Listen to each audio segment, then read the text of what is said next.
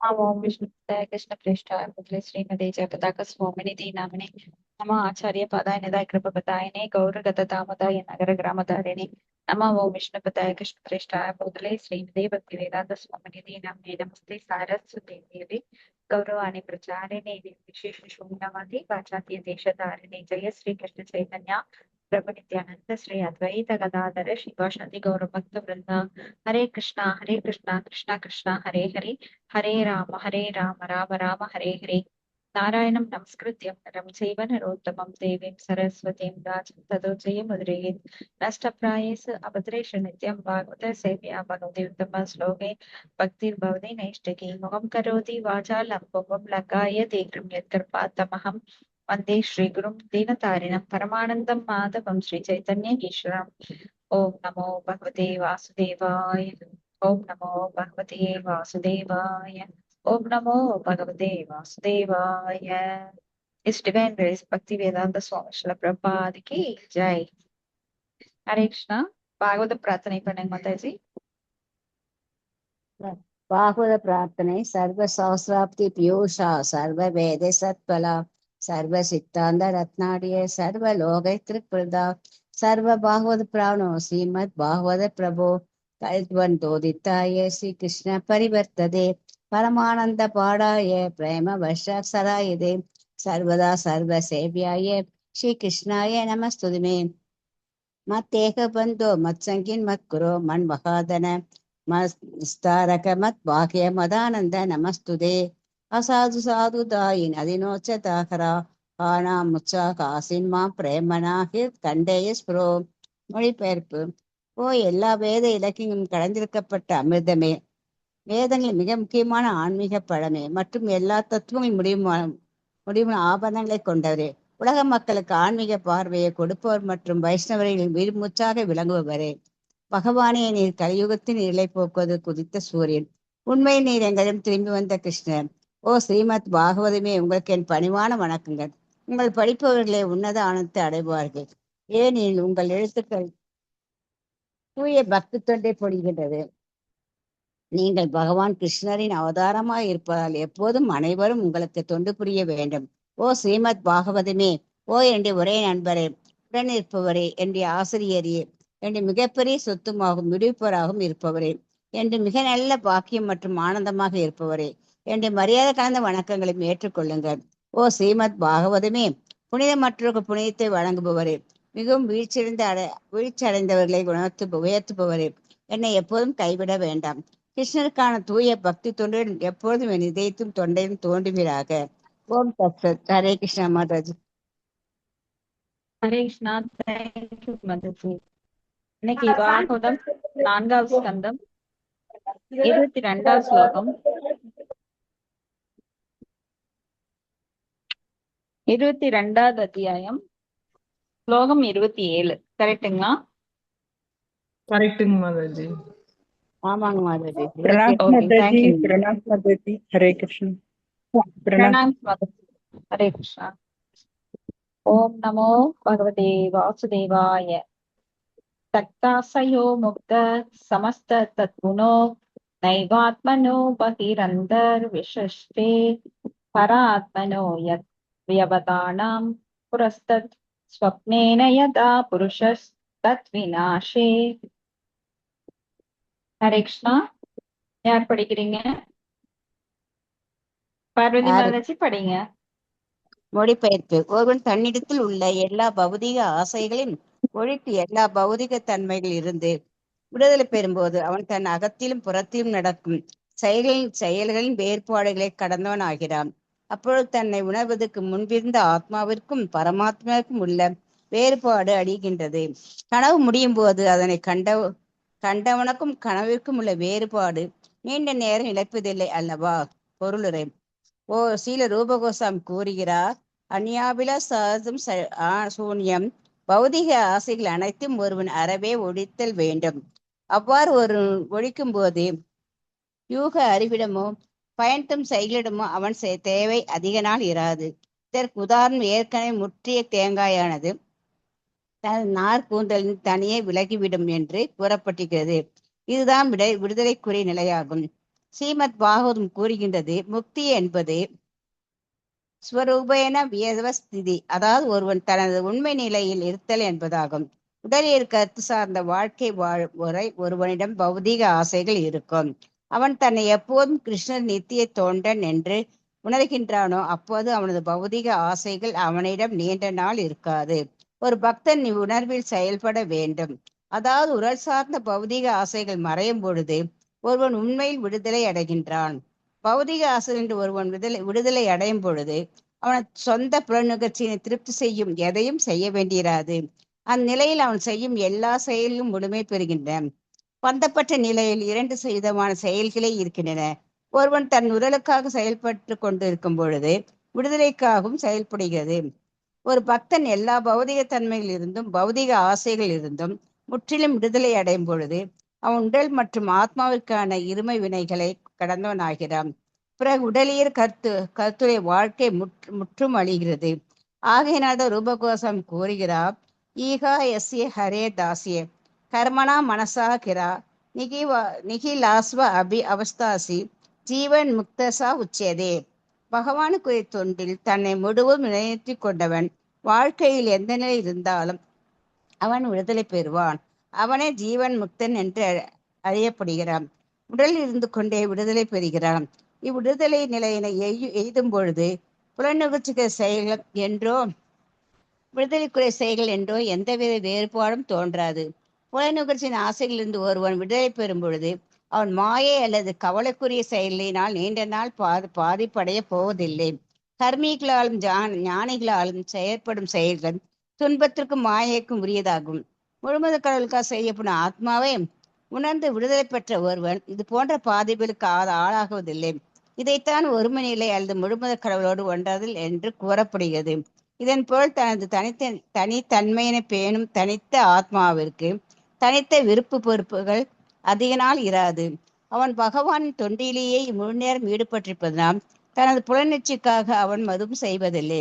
ஆகையினால் அவன் கண்களுக்கு முழுமுதற் கடவுள் ஒருவரே தெரிவார ஒழிய தன்னை பற்றிய எண்ணம் தோன்றுவதில்லை. அவனது சுயநலங்கள் அனைத்தும் அழிகின்றன. ஒருவன் கனவின்று வெளிவரும் போது கனவு முடிகின்றது. கனவில் ஒருவன் தன்னை அரசனாகவும் தன்னை சுற்றி வீரர்களும் ஆயுதம் அணிகளும் இருப்பதாகவும் கனவு காணலாம். ஆனால் கனவு முடிந்தவுடன் அவன் தன்னை தவிர மற்றவற்றை காண்பதில்லை. அதுபோல ஒரு விடுதலை பெற்றவன் தான் காண்பதில்லை.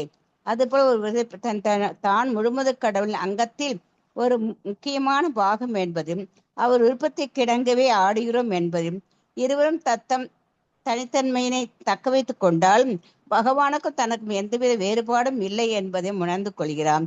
நித்தியமான சேதனானம் இதுவே ஆத்மாவிற்கும் பரமாத்மாவுக்கும் இடையிலான சிறந்த ஒற்றுமை நிலைக்கருத்தாகும். ஹரே கிருஷ்ணா மாதாஜி. தேங்க்யூ. தேங்க்யூ மாதாஜி. இப்போ இங்க வந்து பிருத்து மகாராஜா 4 குமாரர்களை சந்தித்து அவர்களுடன் பேசிக் கொண்டிருக்கும் போது இந்த மாதிரி உரையாடல் நடைபெற்று கொண்டிருக்கிறது. அப்ப பகவானுடைய சிறப்பு என்ன, பக்தர்களுடைய சிறப்பு என்ன, பக்தர்கள் அல்லாதவர்கள் எப்படி வந்து இந்த மாயை உலகத்துல கனவு காணும் வாழ்க்கையில் அரசனாக ஒரு கனவுல அவன் தேர்ல ஏறி போனா கூட கனவுல நிஜத்துல விழிச்செறிஞ்சு பார்த்தானா அதெல்லாம் ஒண்ணுமே கிடையாது. தூக்கத்திலிருந்து விழித்தெழுந்தவுடன் நார்மலான நிலைக்கு வந்துடுறான், பிச்சைக்கார நிலைக்கு. ஒரு பிச்சைக்காரன் இப்படித்தான் கனவு காணுவான். ஆனா அது உண்மை இல்லை, அது ஒரு சில வினாடிகள் மட்டும்தான். அது போலத்தான் நம்மளுடைய சிற்றின்ப வாழ்வும். இப்ப எல்லா பௌதிக ஆசைகளையும் ஒழிக்க வேண்டும். பௌதிக தன்மையிலிருந்து விடுதலை பெறும்போது அகத்திலும் புறத்திலும் நடக்கும் செயல்களின் வேறுபாடுகளை கடந்தவனாகிறான். இது முக்கியமா அகத்திலும் புறத்திலும். நம்ம வந்து வேறுபாடு அப்படின்னா நினைச்சுக்கலாம் வெளியில மட்டும்தான் வேறுபாடு இருக்கு, அப்ப இந்த உலகம் எல்லாம் போய், அதாவது இந்த நாடக மேடையில ஒவ்வொருத்தரும் ஆண் வேடம், பெண் வேடம், புலி வேடம், நரி வேடம், இப்படி மேல் உடல் மட்டுமே நம்மளுக்கு மாறி இருக்கோ தவிர அகத்துல உள்ளேயும் பாத்தீங்கன்னா மனசுல நிறைய உணர்வுகள் ஆழமாக பதிக்கப்பட்டிருக்கு. பல ஜென்மங்களாக ஆசையே துன்பத்திற்கு காரணம்னு புத்தர் சொல்றாரு இல்லையா. அந்த ஆசைங்கிறது நம்ம என்னமோ மேலோட்டமா நினைச்சுக்கிறோம். அது வந்து நம்மளுடைய பதிவுகள் ஆழமாக மனசுல உள் மனசுல பதிஞ்சிருக்கு. அதனாலதான் பிறவிதோறும் அந்த ஆசைகளை நிறைவேற்றுவதற்காக நாம பல உடல்களை மாறி மாறி எடுத்துட்டே இருக்கோம். ஒவ்வொரு ஆசைகளுக்கு தகுந்த மாதிரி வேறு வேறு உடல்கள். சோ இப்படி ஆத்மாவிற்கும் பரமாத்மாவுக்கும் உள்ள வேறுபாடு அதுக்கப்புறம் அழியுது. அப்போ ஆத்மாவுக்கும் பரமாத்மாவுக்கும் வேறுபாடு இல்லையான்னு கேட்டா இருக்கு. ஆனா உணர்வால் ஒன்று. ஏன்னா பகவானை விட்டு பக்தன் பிரிந்திருப்பதில்லை, பக்தனை விட்டு பகவான் பிரிந்திருப்பதில்லை. இதை நாம அடிக்கடி பாக்குறோம். சோ ஆத்மாவிற்கும் பரமாத்மாவிற்கும் குணங்களால் ஒன்று. அப்ப பகவானுடைய அனைத்து குணங்களும் பக்தனுக்கு இருக்கின்றது. ஆனால் அவன் அளவில் வேறு. இப்போ ஒருவன் அன்புடையவன் அப்படின்னா ஒரு சின்ன குழந்தைகிட்டையும் அன்பு இருக்கு, மூத்தவர்கள்ட்டையும் அன்பு இருக்கு. ஆனா மூத்தவர்களுக்கு அது அன்பு அப்படிங்கிறது விரிவடைந்த நிலையில் இருக்கு. குழந்தைக்கு அன்பே இருந்தாலும் அதை ஒண்ணும் செய்ய முடியாது. அது போல பகவானுக்கும் பகவான் அன்பு இருக்கு. அதை எப்படி காட்டுறார்? பல உயிர்வாளிகளை காக்கும் நிலையில பகவான் இருக்கார். ஆனா நாம அன்பு இருக்கு, நாமெல்லாம் காக்க முடியுமா? நம்ம நினைச்சா கூட எல்லா வீட்டுக்கும் போய் சாப்பாடு கொடுக்க முடியுமா? கடவுளால கொடுக்க முடியும். ஏன்னா கடவுள் தான் இந்த உலகை படைத்து அழித்து எல்லாமே பண்றார். அந்த ஜென்மாதி அஸ்யதோ அன்பயாத் அப்படின்னு சொல்லி இதை படைத்தல், காத்தல், அழித்தல் எல்லாவற்றுக்கும் அவரே காரணமாக இருக்கிறார். அப்ப காப்பதற்காக அவர் விஷ்ணுவாக தானே இன்கார்னேஷன் எடுத்து வர்றாரு. ஆனா நாம அப்படி போக முடியாது. ஆனா நம்மளுக்கு பகவானுடைய அனைத்து குணங்களும் நம்மளுக்கு நம்ம அளவுல இருக்கும். சோ அங்க ஆத்மாவுக்கும் பரமாத்மாவுக்கும் வேறுபாடு அழிகிறது. ஏன்னா நாமெல்லாம் பகவானுடைய அங்கத்துணுக்கு, அவர்கிட்ட இருந்து வந்ததுனால அவருடைய குணங்கள் நமக்கும் இருக்கு. சோ அந்த அந்நிய அபிலாஷித சூன்யம், பௌதிக ஆசைகள் அனைத்தையும் அறவே அறுத்து விடுவது, அதுதான் சூன்யம். எதுவுமே இல்லாம சூன்யமாக்க வைக்கிறது, அபிலாஷங்கள் இல்லாமல் இருக்கிறது. அப்படி அழிக்கும் போது பலன் தரும் செயல்களிலோ அவன் அதிகமாக ஈடுபட மாட்டான். அந்த தேவையெல்லாம் இருக்காது இங்க. எப்படி ஒரு தேங்காய் முதல்லயே போன ஸ்லோகத்துல படிச்சோம் இல்லைங்களா? தேங்காய் முற்றின உடனே அது தேங்காய் ஓட்டிலிருந்து விடுபட்டு உள்ள தனியா இருக்கும். அது போல நாம இந்த உலகில் இருந்தாலும் இந்த உலகத்தினுடைய பற்றுகள் இருந்து விடுபடுகிறோம். ஸ்வரூபேன வியவஸ்திதக, முக்தி அப்படின்னா விடுதலை. என்ன மாதிரி விடுதலை? உண்மையான நிலையில் இருத்தல். அப்போ உடல் சார்ந்த நான் ஆத்மா உடல் அல்ல அப்படிங்கறத அறிவதுதான் முக்தி, தன்னுணர்வு. நாம நித்திய தொண்டன் என்பதை உணர்வது. இப்ப பௌதிக ஆசைகள் அவனிடம் நீண்ட நாள் அந்த நிலையில இருக்காது. சோ ஒரு பக்தன் இந்த உணர்வில் செயல்பட வேண்டும். அதாவது உடல் சார்ந்த பௌதிக ஆசைகள் மறையும் போது ஒருவன் உண்மையில் விடுதலை அடைகிறான். சோ முக்திக்கு மேல பௌதிக பற்றிலிருந்து விடுதலை அடைந்தால் பத்தாது, நான் நித்திய சேவகன் என்பதை அறிந்திருந்தால் பத்தாது, அதன்படி செயல்பட வேண்டும். ஞானத்தை இப்ப விஞ்ஞானமயமாக்கணும், லைஃப்ல அதை இம்ப்ளிஃபை பண்ணணும், பிராக்டிக்கலா அப்ளை பண்ணணும். இப்ப பௌதிக ஆசைகளில் இருந்து ஒருவன் விடுதலை அடையும் போது அவன் தன் சொந்த புலனுகர்ச்சியினை திருப்தி செய்ய எதையும் செய்ய வேண்டியிராது. சோ நம்ம சொந்த புலனுகர்ச்சிக்காக என்ன பண்றோம்? காலையில இருந்து நைட்டு வரைக்கும் நாக்க தள்ளிட்டு ஒரு நாய் எப்படி ஓடிட்டு இருக்கோ அது மாதிரி பாடுபடுறதுக்காக ஓடிட்டு இருக்காங்க மனுஷங்க. அதெல்லாம் தேவையே கிடையாது. சொந்த புலனுகர்த்தி திருப்தி செஞ்சா அது எப்பவுமே முடிய போற காரியம் கிடையாது. அந்த எண்ட்லெஸ் ப்ராசஸ். ஓடிட்டே இருக்கலாம். கோடி இருக்கிறவனும் ஓடுறான், லட்சம் இருக்கிறவனும் ஓடுறான், ஆயிரக்கணக்கா இருக்கிறவனும் ஓடுறான். என்ன வித்தியாசம்? அவனுக்கு பெரிய கார் இருக்கு, இவனுக்கு ஒண்ணும் இல்ல. சோ எல்லாருமே ஓடுறாங்க. எதுக்காக ஓடுறாங்கன்னு தெரியல. ஏன்னா வாழ்க்கையில ஒரு அம்பிஷன், குறிக்கோள் கிடையாது, லட்சியம், டிசையர்ஸ். நிறைய பேருக்கு டிசையர்ஸ், குறிக்கோள் என்னவா இருக்கு? புலன்களை திருப்திப்படுத்தணுங்கிறது தான். ஆனா நம்ம புலன்களை நாம் திருப்தி செய்ய முடியாது. நம்ம புலன்களுக்கு பொதுவா பகவானுடைய புலன்களை திருப்தி செய்யும் போது அவன் அந்த ஆனந்தத்தை அடைகிறான். இல்லைன்னா ஆனந்தத்தை எங்க தேடினாலும் அவனுக்கு கிடைக்காது. அப்ப அந்த இருமைகளை கடக்கணும் அப்படின்னா நல்லது கெட்டது,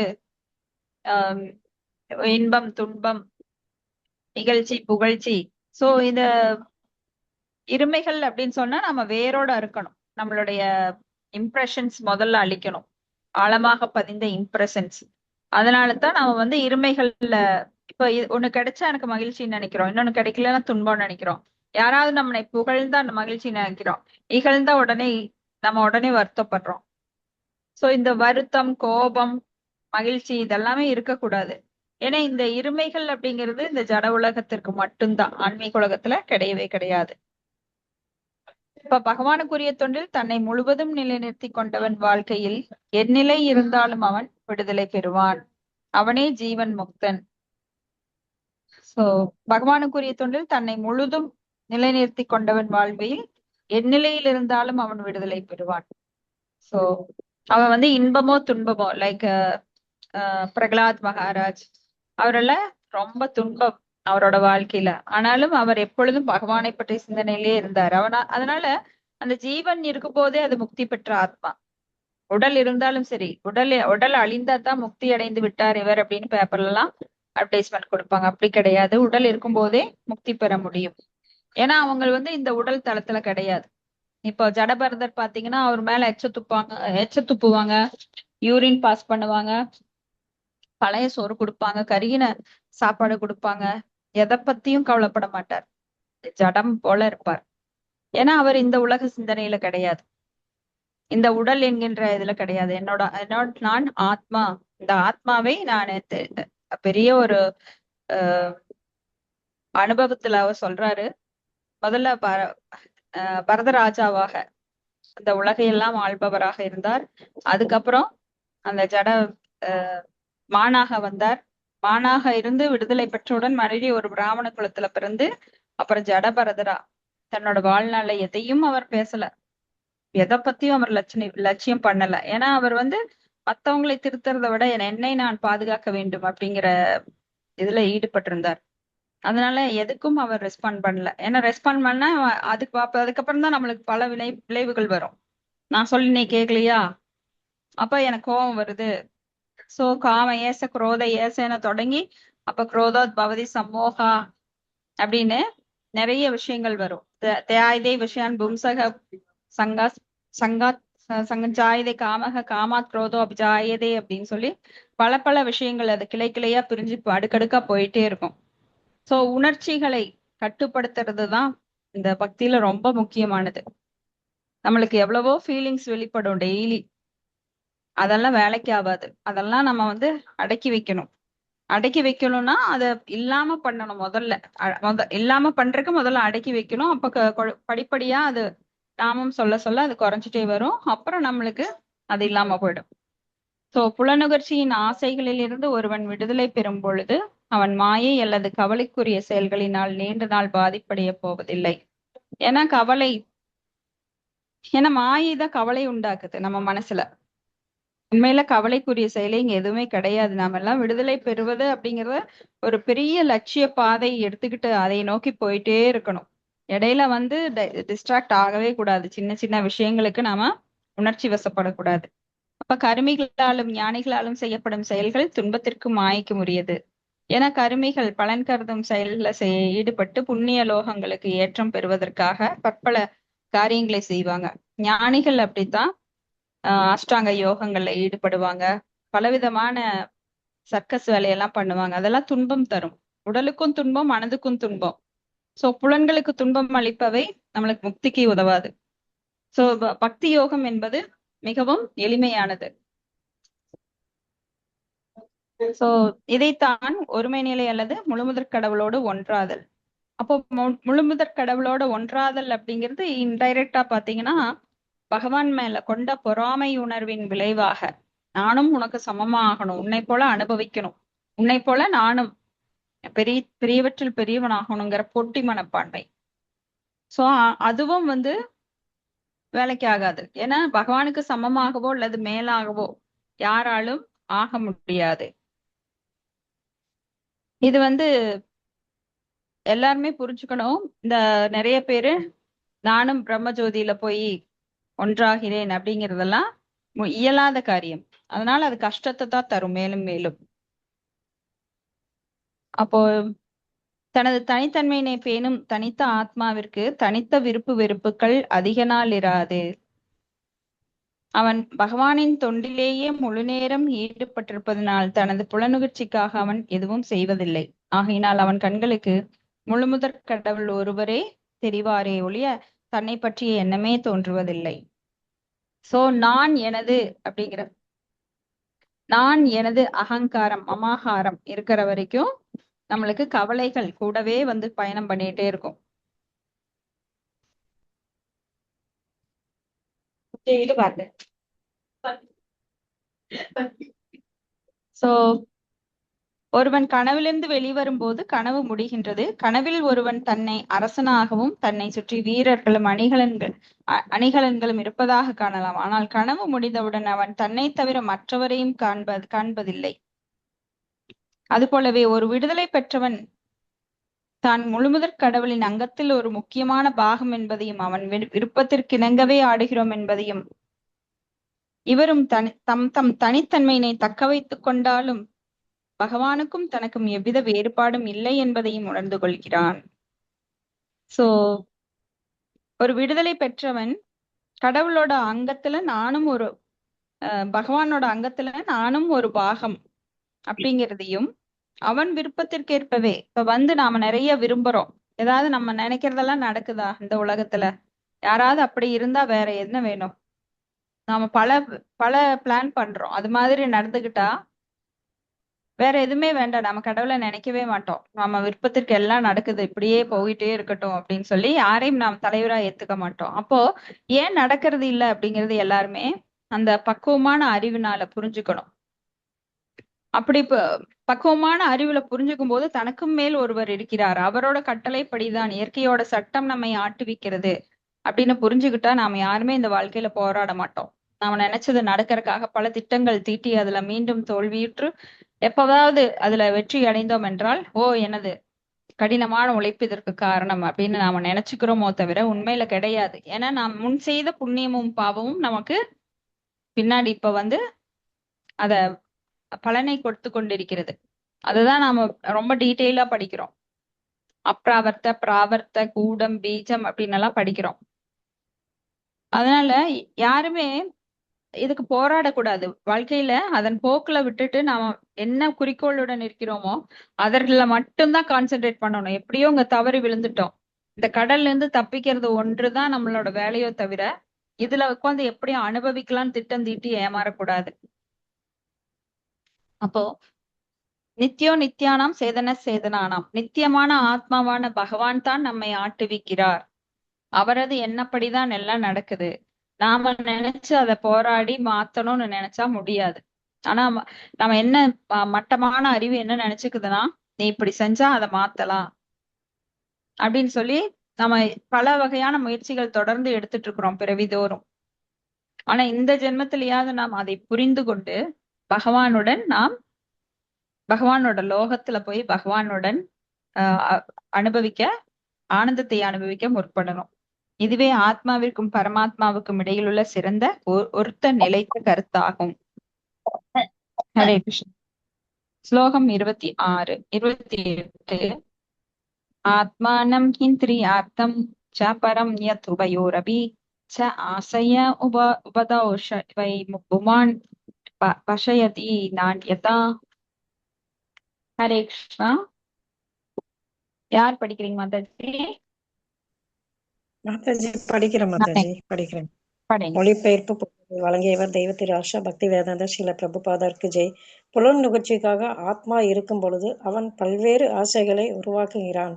அவன் அதன் காரணமாக பல்வேறு தகுதி நிலைகளுக்கு பாத்திரமானவனாகிறான். ஆனால் அவன் எல்லாவற்றையும் கடந்த நிலையில் இருக்கும் பொழுது முழுமுதன் கடவுளின் திருப்தி ஒன்றினை தவிர வேறொன்றின் மீதும் ஆர்வம் காட்டுவதில்லை. பொருளுரை: பௌதீக ஆசைகளால் சூழப்படும் பொழுது ஓர் ஆன்மீக ஆத்மாவும் கூடத்தான் இருக்கும். உடலின் தன்மைக்கேற்ற ஒரு குறிப்பிட்ட தகுதி நிறைவுடையதாக கருதப்படுகிறது. ஆகையினால் அவன் தன்னை விலங்காக, மனிதனாக, தேவனாக, பறவையாக, கொடிய விலங்காக கருதுகிறான். அவன் தன்னிடம் இருக்கும் தவறான கர்வத்தினால் பல்வேறு வழிகளில் தவறான அடையாளத்தினால் பாதிக்கப்படுகிறான். மேலும் அவன் மாயை என பௌதீக ஆசைகளில் சூழப்பட்டிருப்பதனால் ஜடத்திற்கும் ஆத்மாவுக்கும் வேறுபாடு காண்பவனாகிறான். இவ்வேறுபாடுகளில் ஒருவனிடம் இல்லாதது ஒளியும் பொழுது ஜடத்திற்கும் ஆத்மாவிற்கும் இடையே வேறுபாடு என்பது இராது. பௌதீக ஆசையினால் ஒருவன் சூழப்பட்டிருக்கும் பொழுது அவன் தன்னைத்தானே நாயகனாகவும் ஆனந்த பாவனாகவும் எண்ணிக்கொள்கிறான். இவ்வாறு அவன் புலன் நுகர்ச்சிக்காக செயல்களில் ஈடுபட்டு பௌதீக தாக்குதலினால் இன்பத் துன்பத்திற்கு ஆளாகிறான். ஆனால் ஒருவன் இக்கருத்திலிருந்து வெளியே வரும் பொழுது தொழில்களுக்கு பாத்திரமாகும் நிலையில் அதிக நாள் இராது எல்லாவற்றையும் பகவானோடு தொடர்புடையவனாக பார்க்கும் ஆன்மீக பார்வையை பெறுகிறான். இது ரூப கோசாமி அவர்களால் தனது பக்தி ரசாமிரத சிந்துவில் 1.2 255 விளக்கப்பட்டிருக்கின்றது. மாதாஜி ஸ்லோகம் மட்டும் படிக்கணும். अनासक्तस्य विषयान् यदाहम् उपयुञ्जत निर्बन्ध कृष्ण सम्बन्धे युक्तं वैराग्य उच्यते. பௌதிக தன்மையை கொண்டவர்களிடத்தில் புலனுகர்ச்சிக்குரிய பொருள்களிடத்தும் விடுதலை பெற்றோன் பற்று வைப்பதில்லை. எல்லாமே பகவானோடு தொடர்புடையனவ என்றும் ஆதலினால் அவைகள் எல்லாம் பகவானின் பணியில் ஈடுபட வேண்டும் என்றும் அவன் உணர்கிறான். ஆதலினால் அவன் எதையும் துறந்து விட வேண்டும் என்பதில் என்பதில்லை. ஏனென்றால் ஹம்சர்கள் அறிவார் எல்லாவற்றையும் பகவானின் தொண்டில் எப்படி பயன்படுத்த வேண்டும் என்று. சைத்தன்ய சரிதாமிர்தம் மத்திய லீலை 8.274 கூறுகிறது. மகா பாகவத என்று மிக உயர்ந்த பக்தனுக்கு பௌதிக பார்வை கிடையாது என்றும். சதாவராய ஜங்கமா தேகே जंगम देखे नाते केतार मूर्ति सर्वत्र हय निज इष्ट देव स्फूर्ति. அவன் அசையும் அசையாத உயிரினங்கள் மரங்கள் மலைகள் போன்றவைகளை பார்க்கும் பொழுது இவையெல்லாம் பரமபுருஷ பகவானின் படைப்புகள் என்றே பார்க்கிறான். இக்குறியீடுகளின் மூலம் அவன் படைத்தவற்றை பார்க்கிறானே ஒழிய படைக்கப்பட்டவைகள் அன்று. அதாவது அவன் படைத்தவர் படைக்கப்பட்டவை இவை இரண்டும் இடையே எந்தவித வேறுபாடும் காண்பதில்லை. அவன் எல்லாவற்றிலும் முழுமுதல் கடவுளையே பார்க்கிறான். அவன் எல்லாவற்றையும் கிருஷ்ணராகவே கிருஷ்ணரில் எல்லாவற்றையும் பார்க்கிறான். இதுதான் ஒருமைப்பாடு ஆகும். ஹரே கிருஷ்ணா மாதாஜி. நன்றி மாதாஜி. ஹரே கிருஷ்ணா. நன்றி மாதாஜி. இப்போ புலனுகர்ச்சிக்காக ஆத்மா இருக்கும்போது அவனுக்கு பல ஆசைகள் உருவாகுது. ஏன்னா நான் ஆத்மா அல்ல உடல் அப்படிங்கிற தளத்துல இயங்கும் போது அவனுக்கு ஆசையே துன்பத்திற்கு காரணம். அதனால அவனுக்கு பல ஜென்மங்களாக நிறைவேறாத ஆசைகள் மூலமாக அதை இறக்கும்போது அதுலயே சாகுறான். எம் வாபி ஸ்மரன் பாவம். நாம நிறைவேறாத ஆசைகளோடு சாகும்போது என்ன ஆகுதுன்னா அந்த ஆசையை நிறைவேற்றுவதற்காக வேறு உடல் பகவான் கொடுக்கிறார். ஏன்னா தன் குழந்தைகள் ஆசைப்படும் போது தன்னை மறுத்து தனக்கு சேவை செய்ய வேண்டும் என்பதை உணராமல் ஆசைப்படும் போது பகவான் அதையும் நிராகரிக்கிறது இல்லை. ஆசைப்படுறியா இந்தா அப்படின்னு சொல்லி பல பிறவிகளா நம்மளுக்கு கொடுத்துட்டே இருக்காரு. ஆனால் நம்மளுக்கு ஆசை தீருதா, மோகம் தீருதா? தீரல. இது எவ்வளவு அபாயகரமானது பாருங்க. அப்போ உடல் தளத்துல இருக்கும்போதுதான் இந்த மோகம் அதிகமா இருக்கு. நான் ஆத்ம தளத்துல இருக்கும்போது கிடையாது. சோ அதன் காரணமா பல்வேறு தகுதி நிலைகளுக்கு பாத்திரமாகிறான். ஆனால் அவன் எல்லாவற்றையும் கடந்த நிலையில் இருக்கும் பொழுது முழுமுதற் கடவுளின் திருப்தி ஒன்றை தவிர வேறு எதனிடமும் ஆர்வம் காட்டுவதில்லை. இப்ப பகவானுக்கு சேவை செய்வதே தன்னோட ஸ்வரூப நிலை. தீவேன ஸ்வரூபஹய கிருஷ்ணேர நித்திய தாச. ஏன்னா அதுல மட்டும்தான் நம்மளுக்கு பிரதிபலன் கிடைக்கும். சோ பொருளிலேஷில பிரபுபாதர் என்ன சொல்றான்னா, பௌதிக ஆசைகளால் சூழப்பட்டிருக்கும் பொழுது ஒரு ஆன்மீக ஆத்மாவும் கூட தான் இருக்கும் உடலின் தன்மைக்கேற்ப ஒரு குறிப்பிட்ட தகுதி நிறையுடையதாக கருதப்படுகிறது. குறிப்பிட்ட நிலையிலுடையதா கருதப்படுது. அதாவது நான் ஒரு ஆணாக மனிதனாக இருக்கிறேன் அப்படின்னு சொல்லி, ஒரு பெண்ணாக இருக்கிறேன், நான் ஒரு அரசியல்வாதியா இருக்கிறேன் இப்படி நினைச்சுக்கிறாங்க. அதனாலதான் தன்னை விலங்காக, மனிதனாக, தேவனாக, பறவையாக, கொடிய விலங்காக இப்படி பலவித 84 லட்சம் பிறவிகள்ல நாம் அப்படி நினைச்சிட்டு இருக்கிறோம். ஒரு பன்றி நினைக்குது நான் நல்லா இருக்கேன், இந்த டிச்சில் இருந்தாலும் கூட மலத்தை தின்றாலும் கூட நான் நல்லா இருக்கேன், சுகமா இருக்கேன், இன்பமா இருக்கேன்னு நினைக்குது. இது தவறான கர்வம், அது தவறான அடையாளம். இது மாயினால ஏற்படுறது.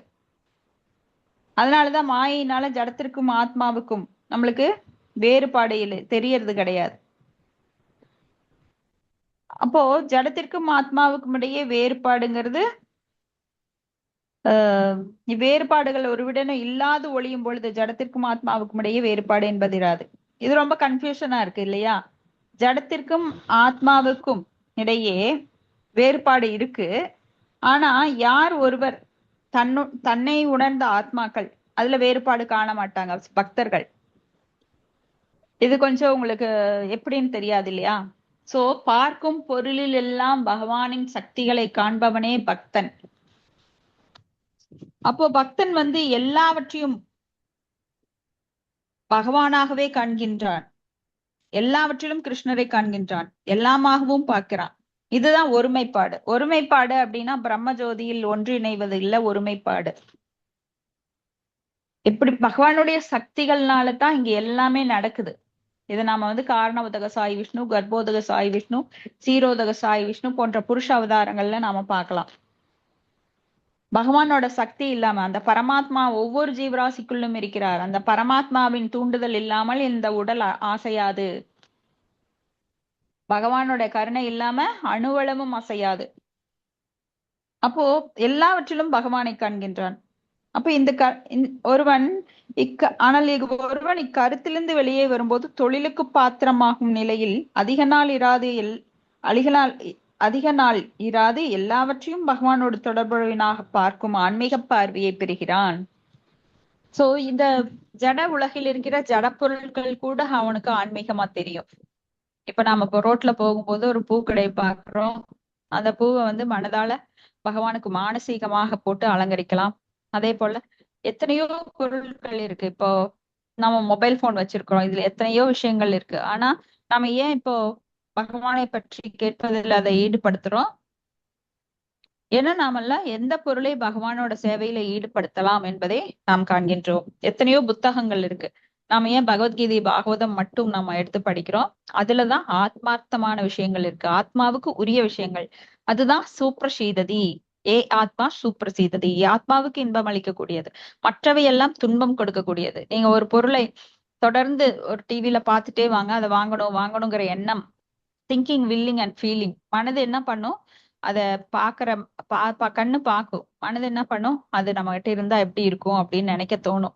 அப்புறம் அதை உணரும், நினைப்பதை உணரும். ஓ, இது இருந்தா இவ்வளவு சுகமா இருக்கும். இப்ப கடைகள்ல நம்ம ஏசி போட்டிருப்பாங்க. ஓ, ஏசி இவ்வளவு சுகமா இருக்குமா, வெளியில எவ்வளவு ஹாட்டா இருக்கு வெயில், அப்பப்பா இது வாங்கினா என்ன அப்படின்னு தோணும். அப்புறம் அதை உணரும். அப்புறம் வாங்கறதுக்கு நம்ம எல்லா ஏற்பாடும் பண்ணிடுவோம். எப்படி? அதைவே நினைச்சுக்கிறோம். அது ஒரு தவமா. ஒன்றை பற்றி திரும்ப திரும்ப நினைக்கும் போது அது ஒரு தவம். இதுவே நல்ல விஷயங்களை பகவானை பற்றி நினைக்கும் போது அது நல்ல தவம். ஆனா ஜட பொருட்களை நினைக்கும் போது அது என்னவாகும்? நம்ம புலனுகர்ச்சிக்காக அதை நினைக்கும் போது அது மீண்டும் நம்மை புலனுகர்வு வாழ்வில் மீண்டும் அதை வலை பின்னி, மாயா என்ன பண்ணுதுன்னா நமக்காக பல வலைகளை பின்னுது. அப்போ அப்படி வலைகளை பின்னும் போது அதுலயே நாம தொடர்ந்து மீன் எப்படி போய் விழுகுதோ அது போல நாமளும் போய் அதிலேயே மாட்டிக்கிறோம். நாம பின்ற வலையிலேயே நம்ம மாட்டி மாட்டி மறுபடியும் பிறவி எடுக்கிறோம். ஆனா இதே பொருட்களை பகவானின் சேவைக்கு யுக்த வைராக்கியம், அனாசக்த விஷயான் யதார்ஹம் உபயுஞ்சதே நிர்பந்தே கிருஷ்ண சம்பந்தே யுக்த வைராக்கியம் செய்தே. பௌதிகத்தன்மை கொண்டவைகள் எடுத்தும் புலனுகர்ச்சிக்குரிய பொருட்களிடமிருந்தும் விடுதலை பெற்றோன் பற்று வைப்பதில்லை. எல்லாமே பகவானோட தொடர்புடையவை என்பதனால் பகவானின் பணியில் அதை ஈடுபடுத்த வேண்டும் என உணர்கிறான். ஸோ எதையே நீங்க பாருங்க, இப்போ நிறைய பேருக்கு நிறைய திறமைகள் இருக்கு. சிலர் நல்லா குக்கிங் பண்ணுவாங்க. அவங்க போய் கோயில்ல பகவானுக்கு குக்கிங் சர்வீஸ் பண்ணலாம், காய்கறி வெட்டி கொடுக்கலாம். சிலர் வந்து நல்லா கலை நயமா பொருட்களை அங்கங்க வச்சு ஆர்ட் நல்ல ஓவியங்கள் பண்ணுவாங்க. இப்ப நம்ம குரூப்ல கூட ராஜி மாதாஜி ஓவியங்களை கோயிலுக்கு அர்ப்பணிக்க போறாங்க. அவங்க அதுக்காக ப்ரிப்பேர் பண்ணிட்டு இருக்காங்க. வீட்டுல நிறைய நிறைய ஓவியங்கள் செஞ்சு புது கோயிலுக்கு அவங்க டெம்பிளுக்கு பண்ண போறாங்க. அதே போல ஒரு ஆசாரி வேலை செஞ்சவங்க தெரியறவங்க பகவானோட கோயில் கட்டுறாங்க. இப்போ அங்க போய் ஒரு கோயில் கதவு செஞ்சு கொடுக்கலாம். தங்களால் இயன்ற உதவி, யாருக்கு என்னென்ன திறமைகள் இருக்கோ அத்தனையும் பகவானோட சேவையில அர்ப்பணிக்கலாம். இதுதான் யுக்த வைராக்கியம். எல்லாருக்குமே வைராக்கியம் இருக்கு. ஆனா யுக்த வைராக்கியம், யுக்தம்னாலே தீவிரமான ஒரு யுக்தத்துல எப்படி ஒரு போர் வீரன் போரிடுவான், தீவிரமா போரிடுவான். அவன் வந்து நாட்டுக்காக போரிடணுங்கிற முறையில போரிட்டாலுமே கடைசியில தன்னை உயிரை காப்பாற்றிக் கொள்ளவாவது தீவிரமா போரிட்டே ஆகணும். அது போல நாம் பகவானின் சேவையில் அனைத்து பொருட்களையும், அதுதான் யுக்த வைராக்கியம். இந்த நீங்க ஆல்டர்ல எல்லாம் பார்த்திருப்பீங்க, பகவானுக்கு ஏசி போட்டிருப்பாங்க. ஏன்னா விக்கிரக வழிபாடு அப்படிங்கிறது பிரதிமா மூர்த்தி நகிதோ சாக்தாத் பிரஜேந்திர நந்தன. அது வெறும் சிலையோ கல்லோ மணலோ இல்ல ஓவியமோ கிடையாது. பகவான் சாட்சாத் அங்க வந்து நம்மளுக்கு சகுன வழிபாடு. பகவானே கீழே இறங்கி வந்திருக்காரு. அப்ப பகவானுக்கு வந்து நம்ம ஃபேன் போடுறோம், ஏசி போடுறோம். சோ நாம் என்னென்ன பண்றோமோ அதெல்லாம் பகவானுக்கு கொடுக்குறோம். நீர் கொடுக்குறோம், உணவு கொடுக்குறோம், துணி கொடுக்குறோம், துணியால அலங்கரிக்கிறோம், மலர்களால் அலங்கரிக்கிறோம். சோ இப்ப நிறைய பேருக்கு மலர்கள் தொடுக்க தெரியும். அவங்க எல்லாம் பூ கட்டி கொடுக்கிற சேவையில ஈடுபடுறாங்க. நிறைய பேர் கோயில சுத்தம் பண்ணி கொடுக்குறாங்க. தங்களுக்கு தெரிந்த வகையில எல்லாருக்குமே எல்லா தகுதியும் இருக்கு. ஆனா எல்லாத்தையும் பகவான் கொடுக்கு. சிறப்பா எதை செய்றீங்களோ, சிலர் வந்து நல்லா பேச தெரிஞ்சவங்க, அதாவது ப்ரீச் பண்றவங்க ப்ரீச்சிங் பண்ணலாம். சோ எதுவுமே இல்லையா, கேட்கறதுக்கு எந்த தகுதியுமே வேண்டாம். நான் பகவானை பற்றி என் காதுகளால் கேட்கின்றேன் அப்படின்னு சொல்லி கேட்டா கூட போறோம். பகவான் என்ன சொல்ற, அதத்தான் ஸ்ரவணம் அப்படிங்கிறார். சோ இப்படியாக பகவானுக்கு நாம் தொடர்ந்து ஏதாவது ஒரு சேவை செய்து கொண்டே இருக்க வேண்டும். அப்போ பௌதிகமான பொருட்களை மாற்றும் போது அதுவும் ஆன்மீக பொருளாக மாறுகிறது. எப்படி பகவானுக்கு சேவையில ஈடுபடுத்தும் போது அதுவும் ஆன்மீக பொருளாக மாறுகிறது. இப்ப நீங்க வீடு இருக்கு, வீடு அப்படின்னா எனக்காக யூஸ் பண்ணும்போது அது பௌதிகமானது. ஆனா இந்த வீட்டையே நானு பகவானோட சேவையில ஈடுபடுத்தும் போது, இப்ப வீட்டை நல்லா கிளீன் பண்ணி இங்க பகவான் குடியிருக்கிறார், பகவான் பக்தர்களை நான் இந்த வீட்டுக்கு கூப்பிடணும், அவங்களுக்கு பிரசாதம் எல்லாம் கொடுக்கணும், சோ இங்க கீர்த்தனம் நடைபெற வேண்டும், இங்க மேலும் மேலும் பக்தர்கள் கூட்டம் அதிகரிக்கணும் அப்படிங்கிற ஒரு ஒரு எண்ணத்தோட இந்த வீட்டை நான் சுத்தமா வச்சு அங்க பகவானை ஆராதித்தேனானால் அது வந்து யுக்த வைராக்கியம். ஆனா இந்த வீடு என்னோடது, யார் இந்த வீட்டுக்குள்ள நுழையக்கூடாது, அழுக்காயிடும். வீட்டுக்குள்ள வந்தாங்கனாலே எல்லாம் தொடுவாங்க, எல்லாம் களைஞ்சு போயிடும், எல்லாம் சாப்பாடு அரிசி எல்லாம் தீந்துரும், யாருக்காவது கொடு பக்தர்கள்லாம் போட்டா அப்படின்னு நினைக்கிறவங்களுக்கு விமோச்சனமே கிடையாது. சோ எல்லாவற்றையும் பகவானோட சேவையில எவ்வாறு ஈடுபடுத்துவது அப்படிங்கிறது கூட ஒரு பெரிய கலை. அதை வந்து பக்தர்கள் சங்கம் மூலமா தான் கத்துக்க முடியும். பகவத்கீதை பாகவதம் எல்லாம் தொடர்ந்து கேட்டு பக்தர்களோட சங்கத்துலதான் அந்த மகா பாகவதர் தான் நம்மளுக்கு கத்து தருவார்.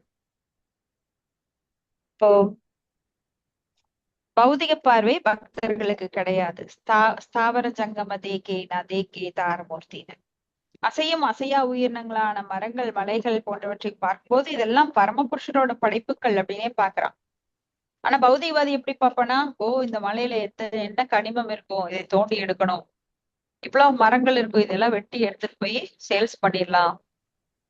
சோ ஒரு பௌதிகவாதியோட பார்வையில எல்லாமே அப்படிதான் தோணும்.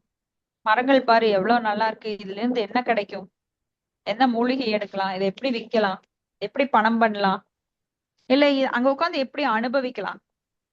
நிறைய பேரு ஃப்ரெண்ட்ஸு கூட இல்ல குடும்பமா எல்லாரும் சேர்ந்து போவாங்க, அங்க சீட்டாடுவாங்க, குடிப்பாங்க, போதைப் பொருட்களை எடுத்துக்கிட்டு குடும்பத்தோட நாங்க அனுபவிக்கிறோம் உல்லாச பயணம் அப்படின்னு சொல்லி அந்த மாதிரி இடங்கள்ல இருப்பாங்க.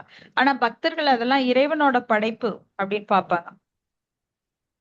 சோ அவன் படைத்தவர் படைக்கப்பட்டவை இவை இரண்டிலும் எந்த வேறுபாடும் காண்பதில்லை. எதை பார்த்தாலும் பகவானோட ஞாபகம் தான் வரும்.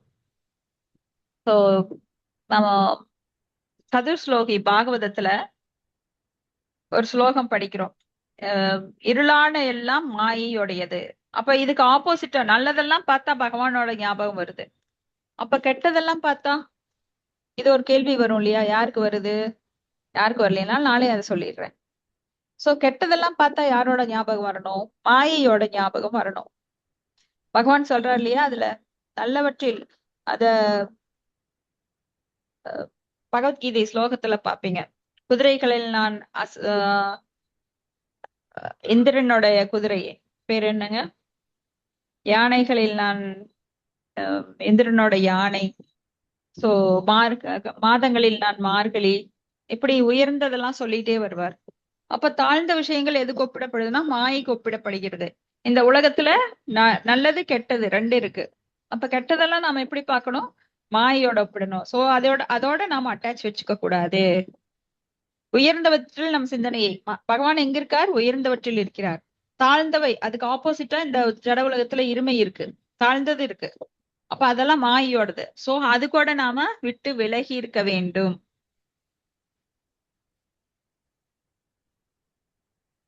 ஓ பக்தன் வந்து எல்லாவற்றையும் கிருஷ்ணராகவும் கிருஷ்ணரில் எல்லாவற்றையும் பார்க்கிறான். இதுதான் ஒருமைப்பாடு. அடுத்த ஸ்லோகம் 29. நிமித்தே சதி சர்வத்ர ஜலாதாவ் அபி பூருஷः ஆத்மனஸ்ச பரஸ்யாபி பிதாம் பஸ்யதி நான்யதா. மொழிபெயர்ப்பு. ஒருவன் தன் உருவத்தின் பிரதிபலிப்பை நீரிலும் எண்ணெயிலும் கண்ணாடியிலும் எத்தனை வேறுபாடு உடையதாக காண்கிறானோ அதுபோல பல்வேறு காரணங்களினால் ஒருவன் தன்னிடமிருந்து மற்றொருவரை வேறுபாட்டுடன் காண்கிறான். நான் படிக்கிறேன் மாதாஜி. படிங்க மாதாஜி. படிங்க மாதாஜி, படிங்க. ஆன்மீக ஆத்மா ஒன்றுதான், அதுதான் முழுமுதற் கடவுள். அவர் தன்னை ஸ்வாம்ச மற்றும் விபின்னாம்ஸ் விரிவுகளாக வெளிப்படுத்துகிறார். ஜீவர்கள் விபினாம்ச விரிவுகளாவர். முழுமுதற் கடவுளின் பல்வேறு விதமான அவதாரங்கள் ஸ்வாம்ச விரிவுகளாகும். ஜீவாஸ் எனப்படும் உயிர்கள் விபின்னாம்ச விரிவுகளாகும். எனவே முழுமுதற் கடவுள் பல்வேறு சக்திகளை உடையவராய் விளங்குகிறார். இப்பல்வேறு சக்திகளும் பல்வேறு விரிவுகளாக இருக்கின்றன. இவ்வாறு பல்வேறு காரணங்களுக்காக ஒரே முழுமுதற் கடவுளின் பல்வேறு விரிவுகள் இருக்கின்றன. இம்மெய்யறிவே உண்மையான ஞானம் ஆகும். ஆனால் உபாதி அல்லது குறிப்பிட்ட உடலினால் உயிர் மூடப்படும் பொழுது ஒருவன் எவ்வாறு தன் பிரதிபலிப்பை நீரிலும் எண்ணெயிலும் கண்ணாடியிலும் வேறுபாடாக காண்கின்றானோ அதுபோல் வேறுபாடுகளை காண்கிறான். தண்ணீரில் ஒரு பிம்பம் தெரியும் போது அது அசைவது போல் தோன்றும். பனிக்கட்டியில் உறுதியாக தோற்றம் தரும். அதுவே எண்ணெயில் பிரதிபலிக்கும் பொழுது மங்கலாக தோன்றும். ஒரே பொருள்தான், ஆனால் அது பல்வேறு நிலைகளில் பல்வேறு விதமாக தோற்றம் தருகின்றது. உபாதி என்னும் தகுதி நிலையானது நீக்கப்படும் பொழுது பரிபூரணமானது ஒரே பொருளாக காட்சி தரும். ஒருவன் பரமஹம்ச நிலை அல்லது பக்தியோக பயிற்சியினால் நிறைவான வாழ்க்கை நிலையினை அடையும் பொழுது அவன் எங்கும் கிருஷ்ணரையே காண்கிறான். அவனுக்கு வேறு பொருள் தோன்றுவது இல்லை. பல்வேறு காரணங்களினால் உயிர்கள் பல்வேறு வடிவங்களாக, மிருகமாக, மனிதனாக, தேவனாக, மரமாக தோன்றுகின்றன. உண்மையில் உயிர்களானது முழுமுதற் கடவுளின் இடை சக்தியாக விளங்குகின்றன. அதனால்தான் பகவத்கீதை 5.18 இவ்வாறு விளக்குகின்றது. உண்மையிலேயே ஆத்மாவை பார்க்கிறவன் கற்றறிந்த அந்தணன் நாய், யானை அல்லது பசு போன்றவற்றிற்கிடையில் எந்த ஒரு வேறுபாடும் காண்பது இல்லை. பண்டிதா, சமதர்சின பண்டிதர்கள் சமபார்ப்பை உடையோர். உண்மையில் கற்றவன் உயிரை மட்டும் பார்ப்பானே ஒழிய அவற்றை மூடியிருக்கும் உடலை அல்ல. எனவே வேறுபாடு என்பது வெவ்வேறு கர்ம வினைகளின் அல்லது பயன் தரும் செயல்களினால் பலரேயாகும். நாம் இப்பயன் தரும் செயல்களை நிறுத்தி அவற்றை பக்திக்குரிய செயல்களாக மாற்றும் பொழுது வேறு வேறு வடிவங்களில் இருந்தால் கூட நமக்கும் அவற்றிற்கும் வேறுபாடு இல்லை என்பதை உணர்ந்து கொள்வோம். கிருஷ்ண உணர்வு ஒன்றினாலே இது சாத்தியமாகும். இவ்வியக்கத்தில் உலகின் பல்வேறு பாகங்களில் இருந்து பல்வேறு விதமான மனிதர்கள் பங்கு பெறுகின்றனர். ஆனாலும் அவர்கள் எல்லோரும் தம்மை முழுமுதற் கடவுளின் அடியவர்கள் என்று நினைப்பதினால் அவர்கள் கருப்பு, வெள்ளை என்றோ சிகப்பு, மஞ்சள் என்றோ பேதம் பாராட்டுவது இல்லை. ஆகையினால் கிருஷ்ண பக்தி இயக்கம் ஒன்று மட்டுமே உயிர்களுக்கிடையில் உள்ள எல்லா தகுதி நிலைகளையும் நீக்குதற்குரிய ஒரே இயக்கமாக விளங்குகின்றது. ஹரே கிருஷ்ணா மாதாஜி. நன்றி. ஹரே கிருஷ்ணா. தேங்க்யூ மாதாஜி. ஒருவன் தன் உருவத்தை கண்ணாடியிலும் எண்ணெயிலும் இதுலெல்லாம் பார்க்கும்போது வேறு வேறு விதமாக காண்கின்றார். ஒரே ஒரு உருவம் தான், ஆனா நீர்ல வேற மாதிரி இருக்கும், எண்ணெயில வேற மாதிரி இருக்கும், கண்ணாடியில தூய்மை நல்ல பிரதிபலிப்போட இருக்கும், அது நல்லா தெளிவா இருக்கும். ஆனா கண்ணாடியில பாத்தீங்கன்னா, இந்த எண்ணெயில பாத்தீங்கன்னா கொஞ்சம் மங்கின மாதிரி இருக்கும், நீர்ல கொஞ்சம் ஆடுற மாதிரி இருக்கும். சோ ஆத்மா ஒண்ணுதான், அதுதான் முழுமுதற் கடவுள். அவர் தன்னை ஆத்மா ஒன்றுதான். மாதாஜி, ஒரு சின்ன கொஸ்டின் கேட்கலாமா மாதாஜி? நான் புதுசா தான் அடுத்த லிங்க்ல வர வேண்டியோ, நான் இந்த லிங்க்ல இப்ப போட்டுட்டேன் நானு. அடுத்தது ஓகே. பிரபு கேட்கறதுல நான் இது வந்த உடனே இது கிளாஸ் எனக்கு ரொம்ப பிடிச்சிருக்கு. அதனால இது ஹரே நானும் அப்ளை பண்ணலாமா அப்ப மாதாஜி? ஷோரா மாதாஜி, கண்டிஷன் கிடையாது, இது வந்து யாருன்னா நீங்க வரலாம். பாகவதம் தானே எடுக்கிற இல்லையா? பாகவத மாதாஜி, இது 4வது கேண்டோல 22வது அத்தியாயம். பாகவதம் 4வது கேண்டோல 22:30 அத்தியாயம் 22:30வது ஸ்லோகம். 22:30. அச்சா. இது கிளாஸ் உங்களுக்கு எத்தனை மணில இருந்து எத்தனை மணி வரைக்கும் வந்து? 10:30 to 11:30 வரைக்கும் மாதாஜி. Okay Mataji, thank you. நான் அதை எடுத்துக்கிறேன் நான். ஓகே மாதாஜி. சோ ஆத்மா ஒண்ணுதான், முழுமுதற் கடவுளும் ஒருவர் தான். ஆனா அவர் வந்து பரம ஆத்மா. நாமெல்லாம் குட்டி குட்டி ஆத்மாக்கள், பகவான் பரம ஆத்மா, மிக மிக உயர்ந்தவர். அப்ப பகவான்கிட்ட இருந்து நாமெல்லாம் விபீன அம்சங்களாக, நடுத்தர சக்திகளாக நாம பிரிஞ்சிருக்கிறோம். நம்ம எல்லாம் மதில் மேல் பூனை மாதிரி, இந்த பக்கம் குதிக்கலாம் அந்த பக்கம் குதிக்கலாம். நம்ம ஆன்மீகத்தையும் எடுத்துக்கலாம், பௌதிகத்தையும் எடுத்துக்கலாம். நம்மளோட சுதந்திரத்துல பகவான் தலையிடுறது கிடையாது. இப்ப சுவாம்ச அப்படின்னா தானாகவே சுயமாகவே பல அம்சங்களாக பகவான் பிரிந்திருக்கிறார். சுவாம்ச ஏதே சாம்சகலா பும்சக கிருஷ்ணஸ்து பகவான் ஸ்வயம் இந்திராரி வியாக்குலம் லோகம் மிருதியந்தி யுகே யுகே. அப்போ கலா அம்சங்கள், அம்சத்தின் அம்சங்கள், அம்சம் அதுல அந்த அம்சத்திலேயே அம்சம், அதுவா அப்படி பலவாக எண்ணற்ற பிரிவுகளாக பகவான் பிரிகின்றார். எப்படி கடல் அலைகளை எண்ண முடியாதோ அது போல அவரது அவதாரங்களை எண்ணவே முடியாது. இன்னும் எடுத்துட்டே இருக்காரு. இப்ப வந்து நாம கலியுகத்துல இருக்கோம்.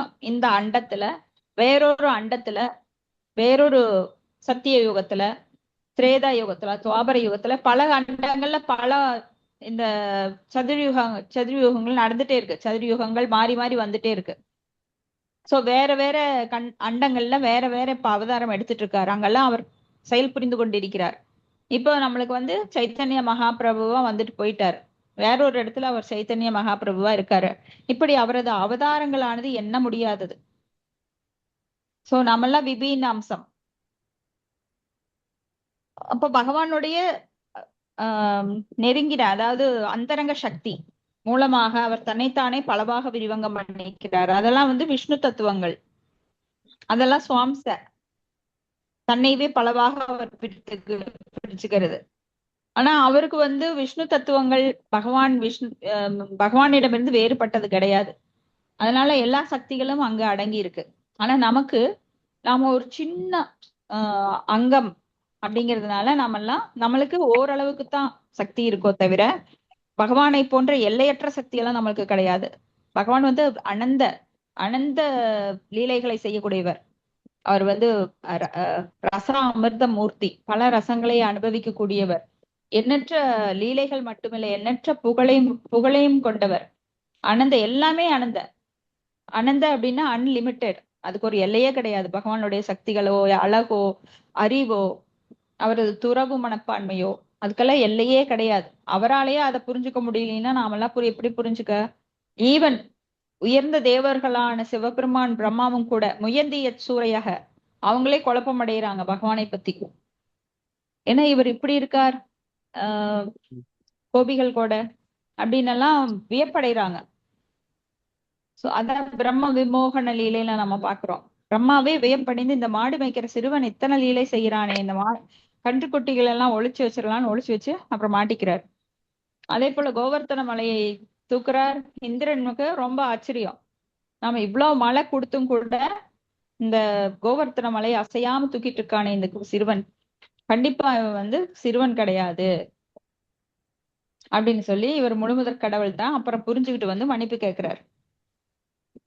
சோ இந்த மெய்யறிவே உண்மையான ஞானம். பகவான பல பிரிவுகளாக, அந்தரங்க சக்தியில் அவர் தன்னைத்தானே பல பிரிவுகளாக பிரிச்சுக்கிறார். அவர் வந்து பல அவதாரங்களாக, சக்தியாவிஸ் அவதாரமாக, மன்வந்தர அவதாரமாக, யுக அவதாரமாக, குண அவதாரமாக, புருஷ அவதாரங்களாக, இப்படி பலவா தன்னை மாற்றிக்கொண்டு வருகிறார். இப்ப அவர் வந்து ஆனா கிருஷ்ணஸ்து பகவான் ஸ்வயம், இதை உணர்ந்து கொள்ள வேண்டும். இதுதான் உண்மையான மெய்யறிவு ஞானம். ஆனால் உபாதி அல்லது குறிப்பிட்ட உடலினால் உயிர் மூடப்படும் பொழுது அவன் வந்து அந்த எப்படி தன்னை பச்சை கலர் கண்ணாடி போட்டா எல்லாம் பச்சையா தெரியும், மஞ்சள் கலர் கண்ணாடி போட்டா எல்லாம் மஞ்சளா தெரியும். அது போல ஒவ்வொரு குணங்களிலும் ஆட்கொள்ளப்பட்ட அவன் அதன் கண்ணோட்டத்தில் பார்ப்பதினால் அவனுக்கு இந்த உலகமானது இந்த மாயோட கண்ணாடினால பல விதமா அவனுக்கு தெரியுது. உண்மை புலப்படுறது கிடையாது. பகவான் தான் அனைத்திலும் இருக்கிறார், அவரது சக்திகள் தான், அவர்தான் எல்லாவற்றிற்கும் சக்திமான் என்பதை புரியாமல் பல கோணங்கள்ல அவன் பாக்குறான். உண்மை ஒன்றுதான், ஆனா அந்த உண்மையை மட்டும் மறைக்குது அவனுக்கு கண்ணுக்கு.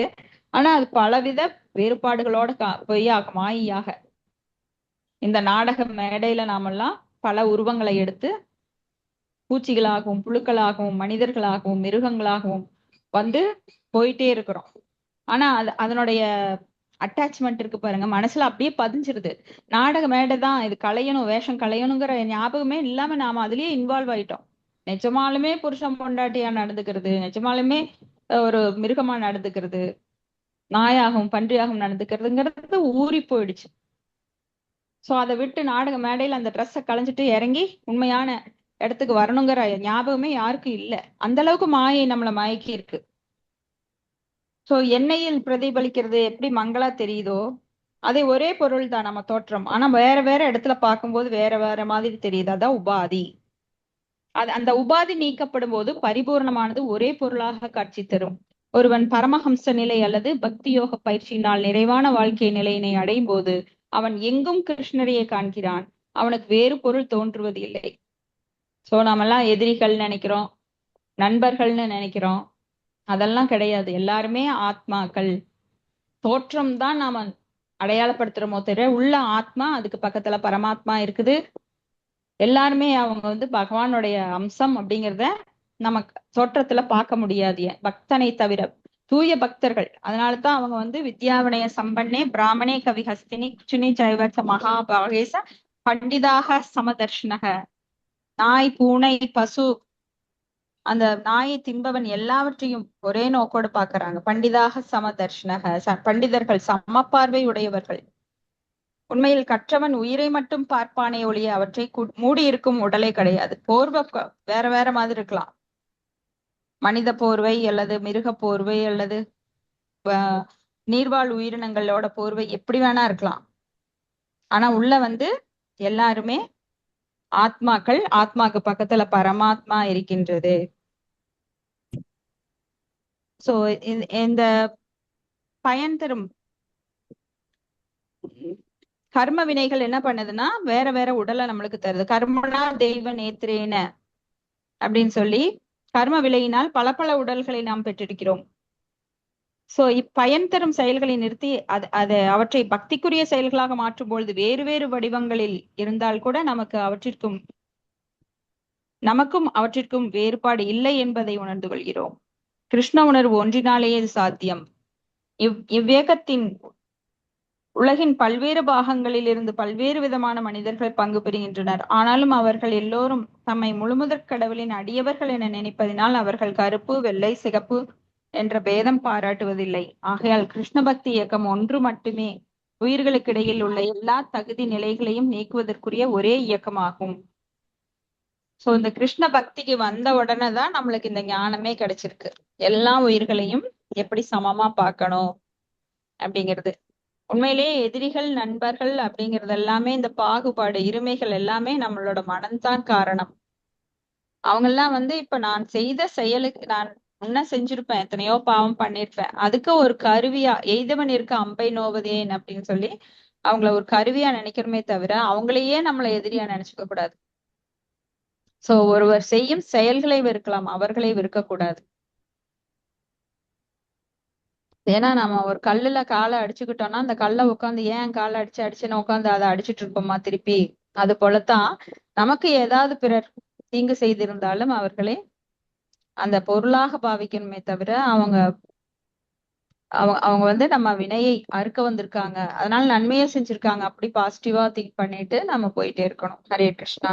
இதோட முடிச்சுக்கலாம். உங்களுக்கு ஏதாவது கருத்துக்கள் சந்தேகம் இருந்தா டிஸ்கஸ் பண்ணலாம்.